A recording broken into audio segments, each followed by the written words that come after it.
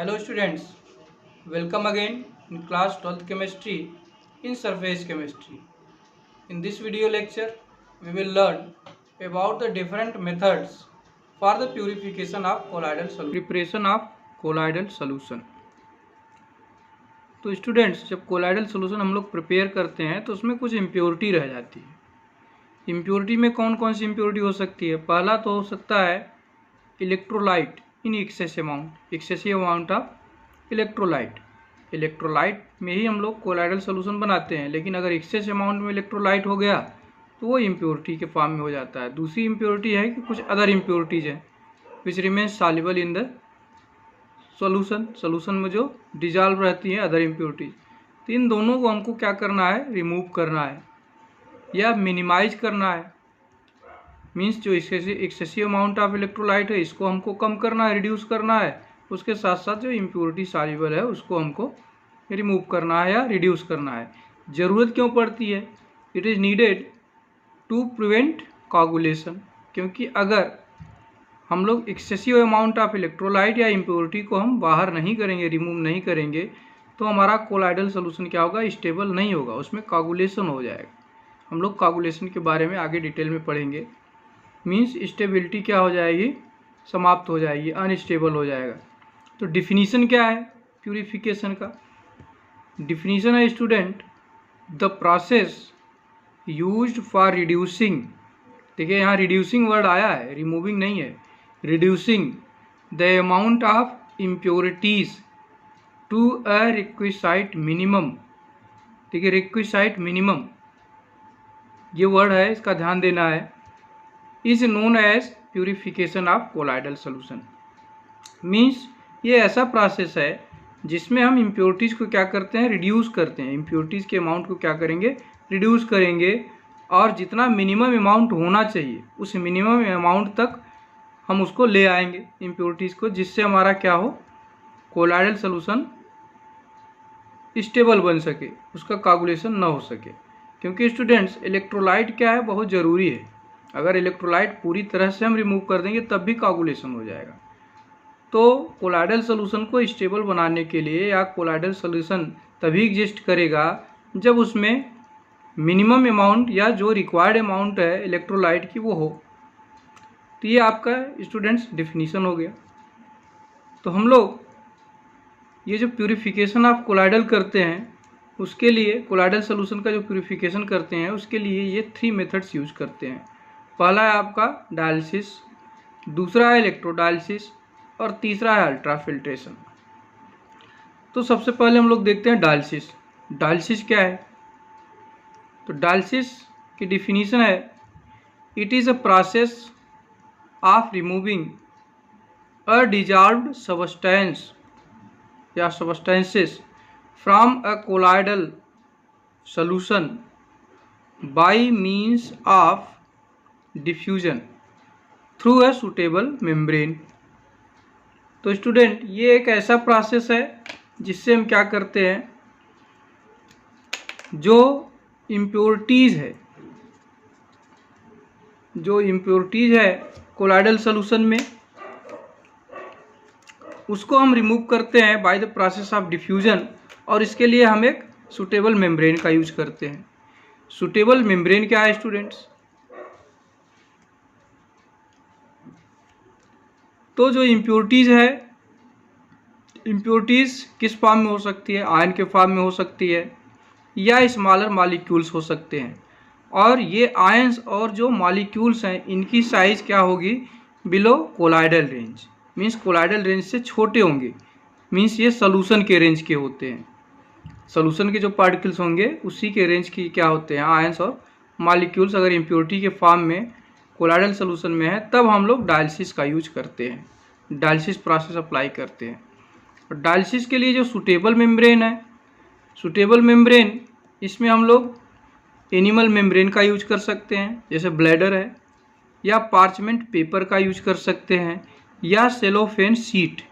इन तीनों में से किसी एक का यूज हम कर सकते हैं डायलिसिस के प्रोसेस में एज ए सुटेबल मेम्ब्रेन। ये सुटेबल मेम्ब्रेन, इसकी प्रॉपर्टी ये है, it do not allow the colloidal particle to pass through them. Means इस मेम्ब्रेन के थ्रू कोलाइडल पार्टिकल पास नहीं करता, लेकिन कोलाइडल रेंज से छोटे जितने भी पार्टिकल्स होंगे वो इसके थ्रू पास हो जाएंगे। मीन्स ये आयंस और ये मॉलिक्यूल्स इस मेम्ब्रेन से वन साइड से दूसरे साइड पास कर जाएंगे, but the colloidal particles do not pass through them. तो इसके लिए स्टूडेंट्स हम लोग एक डायलाइजर लेते हैं। ये आपका एक डायलाइजर है। इस डायलाइजर में हम लोग एक वसल लेंगे और उसी के अंदर एक बैग लेते हैं जो कि एक किसी सूटेबल मेम्ब्रेन का बैग बना होगा, और इस बैग में कोलाइडल सोल्यूशन ले लेते हैं जिसको हमको प्यूरिफाई करना है या जिसमें से हमको इम्प्योरिटीज़ को रिमूव करना है। इस बैग में, ये बैग किसका बना है? Bag of a suitable membrane का एक बैग है। इसमें हमने क्या ले लिया है? कोलाइडल सोल्यूशन ले लिया है। ये जो पार्टिकल्स हैं जो पिंक कलर के हैं ये आपके कोलाइडल पार्टिकल्स हैं, और इसमें जो छोटे छोटे पार्टिकल्स हैं इनको बोलते हैं क्रिस्टलोइड, या ये क्या है? आपका इलेक्ट्रोलाइट है। एक्सेस अमाउंट ऑफ इलेक्ट्रोलाइट इसमें हो सकता है और दूसरी इम्प्योरिटीज़ भी हो सकती है in the form of ions और मॉलिक्यूल्स। इस वसेल में एक तरफ से इनलेट है, मीन्स एक तरफ से हम फ्रेश वाटर की सप्लाई करते हैं और दूसरी तरफ से क्या होता है? वाटर और जो क्रिस्टलोइड हैं वो बाहर निकलते हैं। तो स्टूडेंट्स जब हम इस बैग को इस वसेल के वाटर के अंदर सेट करते हैं तो डिफ्यूजन के by the process of diffusion the crystalloids and excess amount of electrolytes come outside in the vessel के अंदर आ जाते हैं। मीन्स इसके अंदर के जो क्रिस्टलोइड हैं या जो एक्सेस अमाउंट में इलेक्ट्रोलाइट है, तो ये आपका एक सूटेबल मेम्ब्रेन का बना हुआ है जिसमें पोर्स होते हैं। इस पोर्स के थ्रू ये जो क्रिस्टलोइड हैं ये वसेल के अंदर पानी के अंदर आ जाएंगे और यहाँ से फ्रेश वाटर की सप्लाई हो रही, इधर से वाटर प्लस क्रिस्टलोइड ये बाहर आ जाएंगे। तो इस तरह से ऐसा इसलिए होता है, आप जानते हैं कि डिफ्यूजन में क्या होता है? हायर कंसंट्रेशन से लोअर कंसंट्रेशन की ओर सोल्यूशन का फ्लो होता है। कोई सोल्यूशन है, अगर यहाँ हायर कंसंट्रेशन है, इधर लोअर कंसंट्रेशन है, तो ये जो सोल्यूशन के पार्टिकल्स हम किधर मूव करेंगे? From the higher concentration to lower concentration. इस तरह से जो एक्सेस अमाउंट ऑफ इलेक्ट्रोलाइट है या अदर इम्प्योरिटीज़ हैं वो बाहर आ जाती हैं और हम अपने कोलाइडल सोल्यूशन को क्या करते हैं? प्यूरिफाई कर लेते हैं। स्टूडेंट्स इसी मेथड का हम लोग इसी मेथड का यूज करते हैं।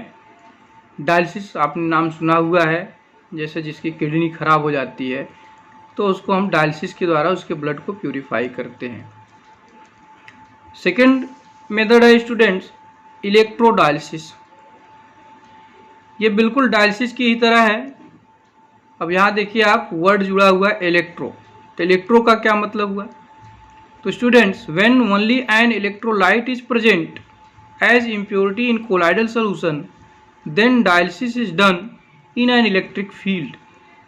मीन्स जब कोलाइडल सोल्यूशन हमारा कोई हो और उसमें क्या हो? इम्प्योरिटी के फॉर्म में केवल इलेक्ट्रोलाइट ही हो उसमें और कोई दूसरी इम्प्योरिटीज़ न हो, तो ऐसे कंडीशन में जब हम डायलिसिस करते हैं तो इस डायलिसिस को प्रोसेस को हम इलेक्ट्रिक फील्ड में करते हैं। तो इलेक्ट्रिक फील्ड क्या करता है? It makes the process faster, क्योंकि डायलिसिस का जो प्रोसेस है वो स्लो है, लेकिन जब हम इलेक्ट्रोडायलिसिस करते हैं, इलेक्ट्रिक फील्ड अप्लाई करते हैं, तो जो प्रोसेस का स्पीड है वो फास्ट हो जाता है और इसी प्रोसेस को हम बोलते हैं then process is called as electrodialysis. इसी प्रोसेस को हम इलेक्ट्रोडायलिसिस बोलते हैं। तो इसके लिए क्या करते हैं? सारा इक्विपमेंट हम सेम लेते हैं। जो इक्विपमेंट हमने डायलिसिस में यूज किया था बिल्कुल सेम वही इक्विपमेंट आप देखेंगे, सब कुछ वही है। इसमें अंतर क्या है? यहाँ हमने एक इलेक्ट्रिक फील्ड क्रिएट कर दिया है। वसेल के अंदर एक इलेक्ट्रिक फील्ड को क्रिएट किया है और इसको क्रिएट करने के लिए हमने क्या किया है? 2 इलेक्ट्रोड लगा दिए हैं। इस वसेल के अंदर 2 इलेक्ट्रोड लगा दिया गया है, एक निगेटिव और दूसरा पॉजिटिव। निगेटिव को हम कैथोड बोलते हैं, पॉजिटिव को एनोड बोलते हैं। अब क्या होगा? जो इलेक्ट्रोलाइट इस कोलाइडल सॉल्यूशन के अंदर है उसमें दोनों तरह के पार्टिकल होंगे, पॉजिटिव चार्ज पार्टिकल होंगे और निगेटिवली चार्ज पार्टिकल होंगे। तो पॉजिटिवली चार्ज पार्टिकल जो होगा वो निगेटिवली चार्ज पार्टिकल की तरफ मूव करेगा और निगेटिवली चार्ज पार्टिकल किधर मूव करेगा, आपका पॉजिटिवली चार्ज मूव एनोड की तरफ। तो इस तरह से ये जो इलेक्ट्रोलाइट का मूवमेंट है वो बहुत तेज़ी से होने लगेगा, बहुत फास्ट होगा। मीन्स ये पॉजिटिव चार्ज इधर निकलेंगे, निगेटिव चार्ज इधर एनोड की तरफ। और इस तरह से सेम प्रोसेस हम जो डायलिसिस का किए थे बिल्कुल सेम वही डायलिसिस का ही प्रोसेस करेंगे और इस तरह से जो एक्सेस अमाउंट ऑफ इलेक्ट्रोलाइट होगा कोलाइडल सॉल्यूशन में वो हमारा रिड्यूस हो जाएगा। थर्ड प्रोसेस स्टूडेंट्स आपका है ultra filtration. Word ultra filtration से ही ये क्लियर हो जाता है कि इसमें जो हम फिल्टर पे जो फिल्ट्रेशन करेंगे उसमें अल्ट्रा फिल्टर पेपर का यूज करते हैं। तो it is a process in which colloidal particles are separated from the solvent and soluble solutes present in the colloidal solution by using ultra filter paper। तो इस process में student ये करते हैं कि हम लोग एक अल्ट्रा फिल्टर पेपर का यूज करते हैं और इस पेपर का यूज करके जो कोलाइडल पार्टिकल हैं हम लोग उसको सेपरेट करते हैं from the rest part of the colloidal solution. Rest part में आपका सॉल्वेंट होगा और कुछ सॉल्युबल सॉल्यूट्स होंगे जो सॉल्वेंट्स में डिजॉल्व होंगे। मीन्स हम कोलाइडल पार्टिकल को ही पूरी तरह से उस कोलाइडल सॉल्यूशन से सेपरेट कर लेते हैं। मीन्स हम कोलाइडल पार्टिकल बिल्कुल अलग कर देंगे और बाकी जो रेस्ट पार्ट है उसको अलग कर देते हैं। जिसके लिए अल्ट्रा फिल्टर पेपर का यूज करते हैं। तो अल्ट्रा फिल्टर पेपर है क्या, कैसे इसको प्रिपेयर करते हैं? तो स्टूडेंट्स जनरली क्या करते हैं, जो ऑर्डिनरी फिल्टर पेपर है, जो जनरल फिल्टर पेपर है उसी को हम अल्ट्रा फिल्टर पेपर में कन्वर्ट करते हैं। तो जो ऑर्डिनरी फिल्टर पेपर है इसके थ्रू क्या है, साल के पार्टिकल्स पास कर जाते हैं। मीन्स जो कोलाइडल पार्टिकल हैं इससे इस फिल्टर पेपर से जो जनरल फिल्टर पेपर है उसके थ्रू पास कर जाते हैं। तो इसी ऑर्डिनरी फिल्टर पेपर को हम क्या करते हैं, अल्ट्रा फिल्टर पेपर में कन्वर्ट करते हैं। इसके लिए इस ऑर्डिनरी अल्ट्रा फिल्टर पेपर को हम लोग सोक्ड कर देते हैं in a collodion solution. Means is soaked in a collodion solution. Collodion solution क्या है, it is 4% solution of nitrocellulose in a mixture of alcohol and ether. Means alcohol और ether के मिक्सचर में ये 4% नाइट्रोसेलुलोज का सोल्यूशन है जिसको हम बोलते हैं कोलिडियन सोल्यूशन। इसी में ऑर्डिनरी फिल्टर पेपर को पहले हम सोक्ड कर देते हैं, इसके बाद फिर उसको हार्डन करते हैं, देन हार्ड बना देते हैं बाय फॉर्मेल्डिहाइड। फॉर्मेल्डिहाइड का यूज करके उसको हार्ड बनाते हैं, फिर उसी को ड्राई कर लेते हैं। इस तरह से हमारा अल्ट्रा फिल्टर पेपर तैयार हो गया। तो अल्ट्रा फिल्टर पेपर जब तैयार हो गया तो मेथड हम कौन सा यूज करते हैं, अल्ट्रा फिल्टर में किस मेथड को हम अप्लाई करते हैं? तो by using ultra filter paper colloidal particles are separated from rest of the materials and then stirred with fresh dispersion medium and pure colloidal solution is prepared। तो इसमें simply क्या करते हैं, इसी अल्ट्रा फिल्टर पेपर का use करके हम colloidal particles को कम्प्लीटली सेपरेट कर लेते हैं। इस तरह से हमको फ्रेश कोलाइडल पार्टिकल मिल जाएगा और ये कोलाइडल पार्टिकल क्या करते हैं, इसी कोलाइडल पार्टिकल को हम फ्रेश डिस्पर्सन मीडियम में ऐड करके उसको स्टर कर देते हैं। इस तरह से हमारा प्योर कोलाइडल सॉल्यूशन प्रिपेयर हो जाता है। नोट करने की बात यह है स्टूडेंट, ये जो अल्ट्रा फिल्ट्रेशन है इसका प्रोसेस बहुत स्लो है। It is a slow process, hence pressure और suction is applied to speed up the process. इसलिए ये प्रोसेस बहुत स्लो है, इसलिए इस प्रोसेस को स्पीड या फास्ट करने के लिए इसको स्पीड अप करने के लिए क्या करते हैं, हम बाहर से प्रेशर या सक्शन अप्लाई कर देते हैं, जिससे जो प्रोसेस स्लो हो रहा था वो बहुत तेज़ी से होने लगता है। तो स्टूडेंट्स आज के लिए बस इतना ही। We will continue in next video with new topic.